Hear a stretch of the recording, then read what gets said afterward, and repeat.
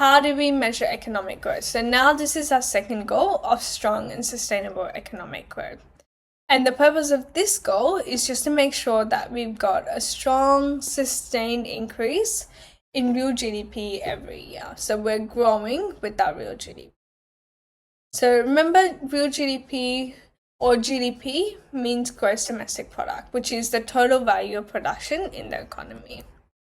So for example, if we have 500 ice cream produced in 2018, GDP is 500. But we also just learned that prices are increasing over time. So our normal or our nominal GDP is not quite accurate. So as prices are increasing, we're going to get false indication of the GDP increasing, even if we actually don't produce more. So let's say in 2019, Atal Land produces 500 ice creams, but the price is actually $2 each. The GDP is going to be 1,000, so 500 times 2. But the amount of ice creams they produce is exactly the same. So to be honest, we haven't increased the amount we produce. We've just increased the value of what we produce. So that's where real GDP comes in. Real GDP is a measure of GDP where inflation, the effects of inflation is pretty much discounted. So we're not going to talk about how that's done, but just remember that real GDP gives us a better indication about the amount, the volume of production.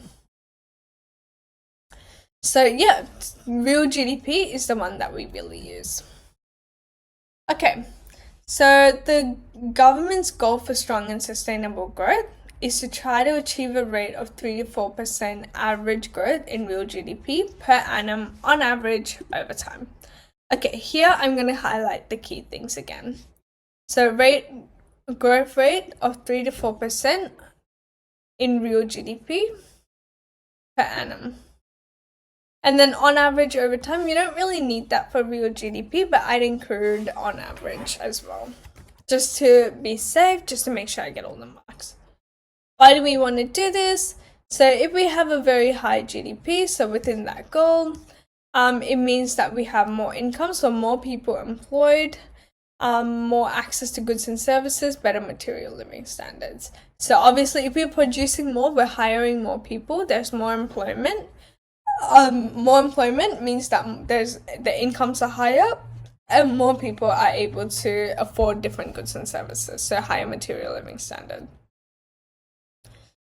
We are close to our maximum productive capacity, so that keeps unemployment low. Why do we not want, let's say, 10% growth in real GDP? That usually results in very, very high inflation. So accelerates inflation. It's not sustainable. And we have limited capacity as well. So remember our productive capacity. We can't really fund that growth. We can't really achieve that growth with our limited productive capacity. So we want to make sure that the growth is strong, but we also want to make sure it's sustainable so that we can actually sustain that growth for a long period of time. So let's do an example.